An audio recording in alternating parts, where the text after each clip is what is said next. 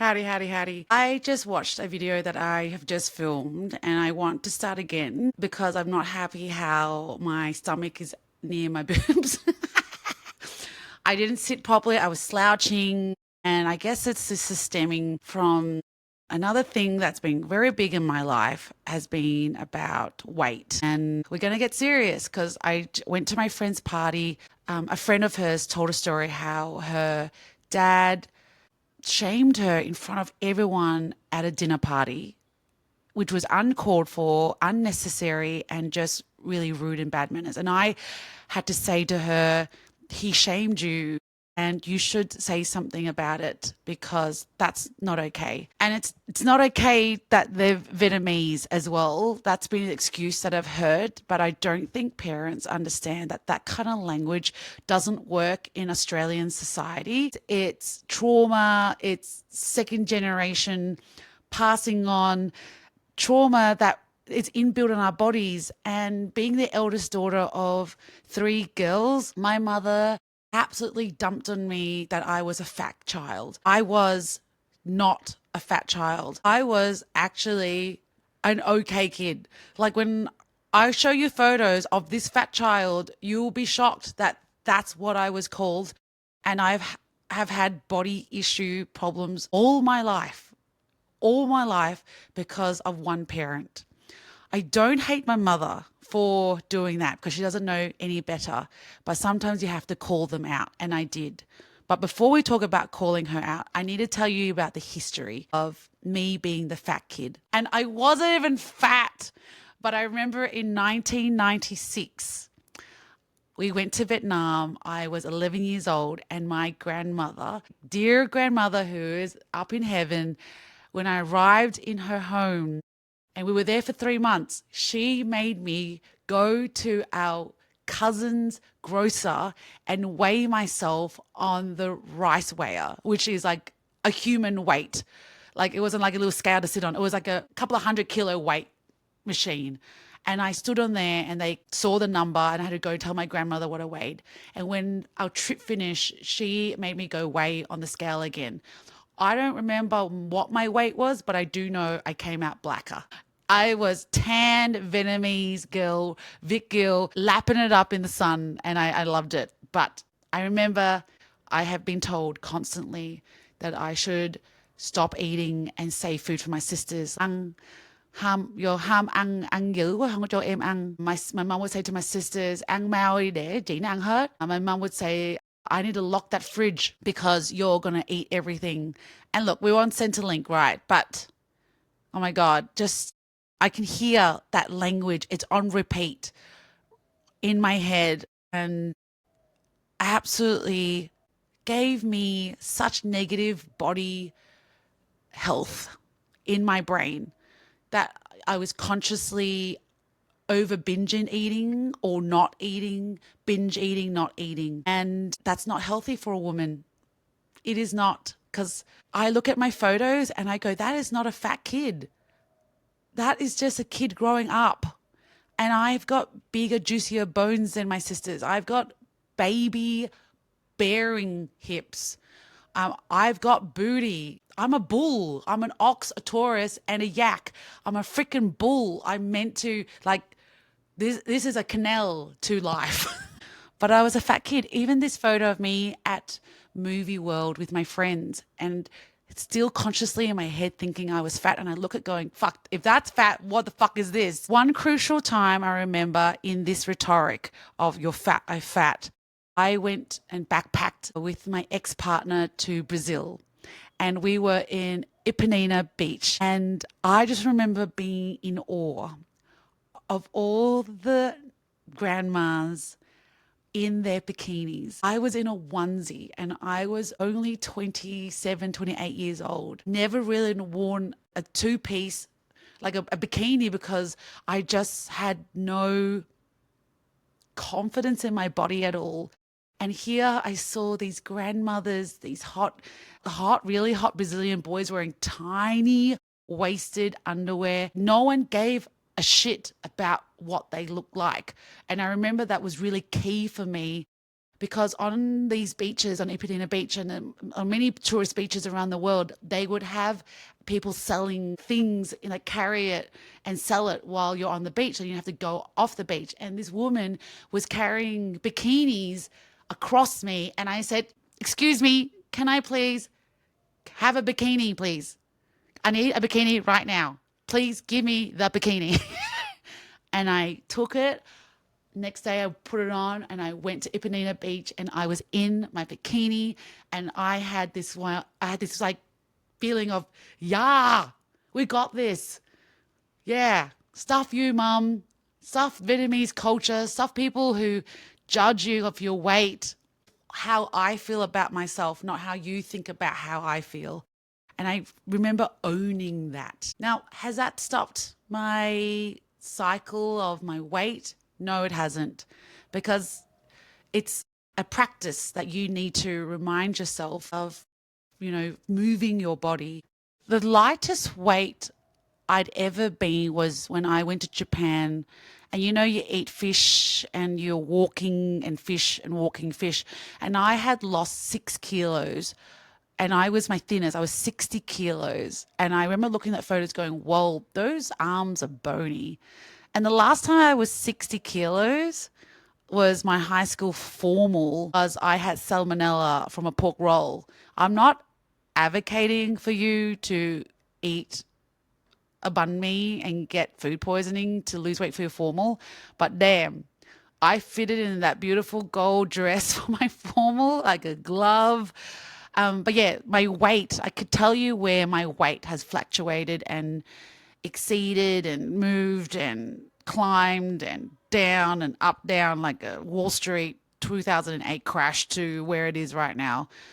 It's been hard. It's been hard because I also love bubble tea, and that doesn't help me because I have an addiction problem. I have such an addiction problem that when I love something, I absolutely love it. So I'll go from drinking Coca-Cola and not a Coke Zero. I drink the pure stuff.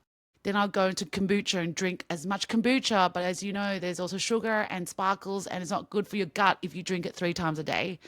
And then there's bubble tea. And, I used to drink so much milk as a child, and bubble tea gives me that emotional gratification. And it's probably not great if you're drinking 5 bubble teas a week and you're in your mid 30s and your body cannot digest that much calories. But I remember this one key time when I was at home at my mum's visiting her, and she kept saying, "Trời ơi, mập con voi, or giống con cá mập," like a whale, like you're fat as a whale. Oh my God, Diana, how are you going to have a boyfriend? No one wants a fat girl. And I just remember I had cracked it.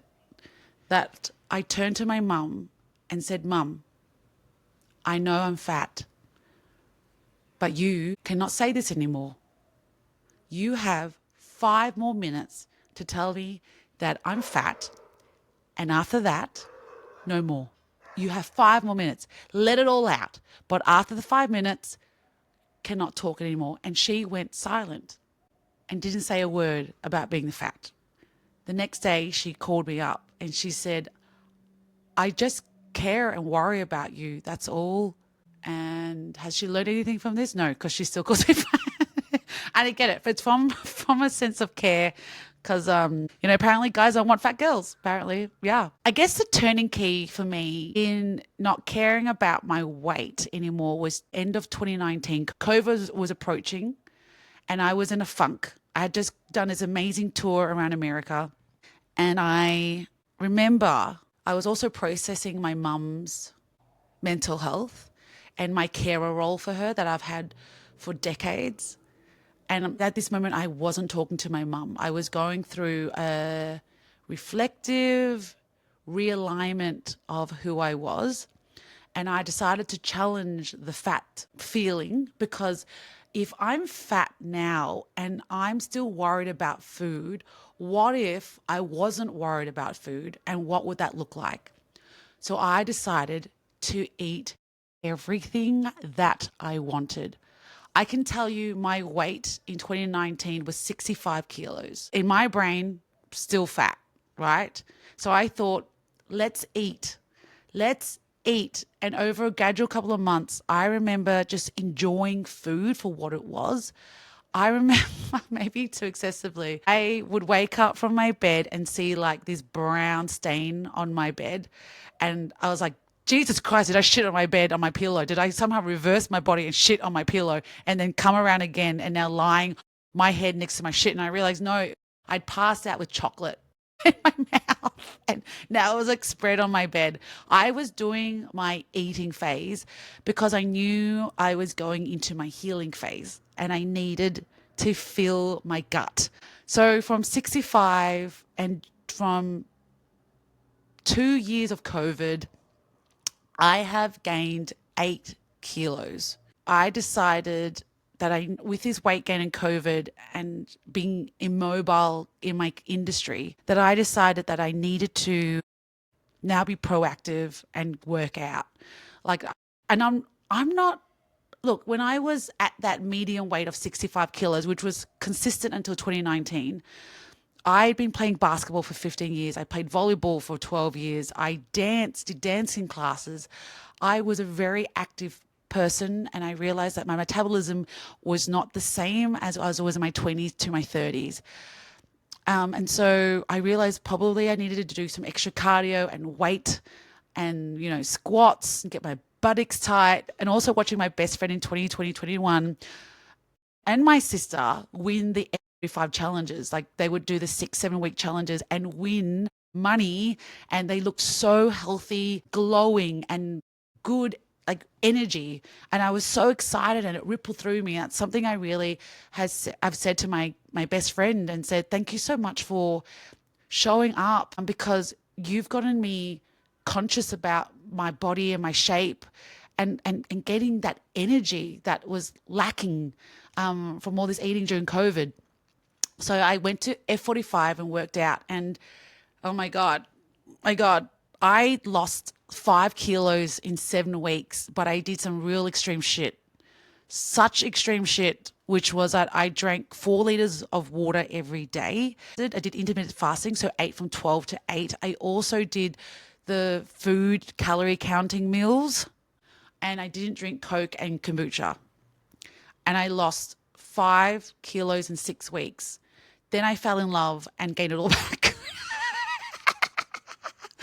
What a waste of time. And that's what's so stupid about this whole fitness thing is that if you take a month off from going to the gym or weights, all that muscle you built disappears. It's like a disappearing act. Wow.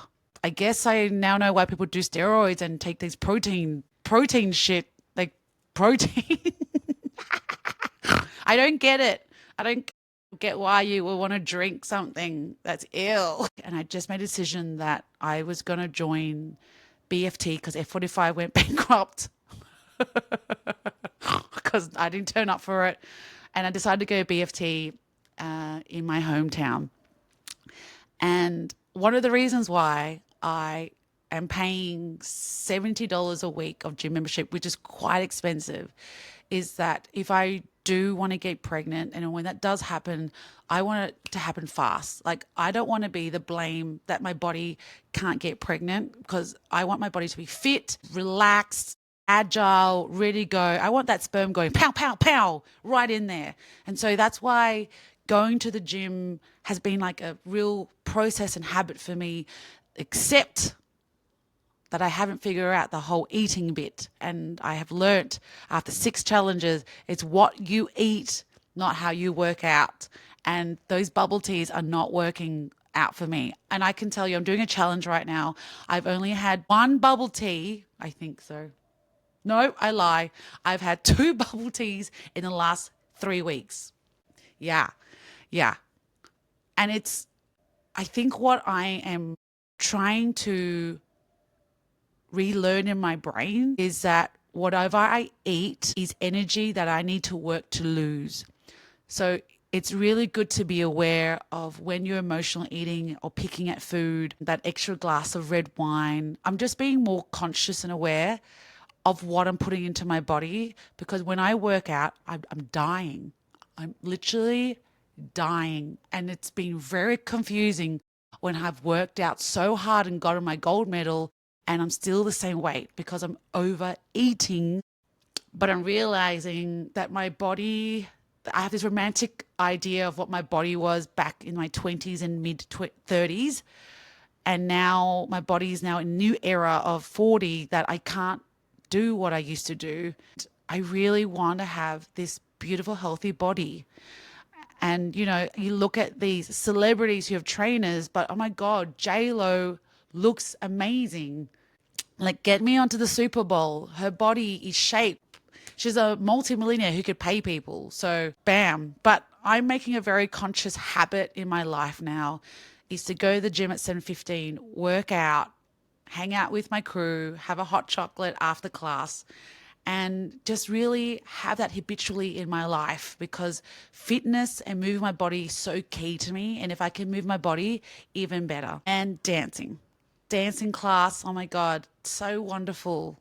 So gorgeous that even this child that was dancing in ballet when I was 7 years old, I can still dance as a woman in my 40s. Like the joy never ends. So I guess what I'm trying to share is that I'm finding joy and understanding in my food processes, and also to pull my mum when she goes on her rants to not allow that, because this is my life, but I know she won't, her behavior. It's pretty much, if I know who I am and I'm taking care of myself, then that's the number one thing. And a bubble tea is not going to kill me. Maybe it will kill me. But I would love to hear from you. What has been your experience with your body and how have you processed that and overcoming that? And what is this culture of food and eating and image is? And I'm still unprocessing all this language of what beauty is, because we got it. Yeah, we got it. And also yesterday, oh my God, going to this gala, I was sucking in the Spanx, man. Sucking in those Spanx. I even felt like I needed a double Spanx. But I know what I need to do. Be very aware of the food that I'm eating. Is it the food I need right now? Or is it a glass of water or tea instead of a bubble tea? Yeah. Mập quá. Mập quá trời ơi, mập quá, con mập quá. Why can't it be con successful quá? Con là số một. Doesn't matter about your weight. It's about who you are inside, mum. Thanks for listening to The Dirty Dish. Hope you enjoyed it. Let me know if you have your own dish. I would love to talk about something that's happening in your world too. We'll see you next time. Bye.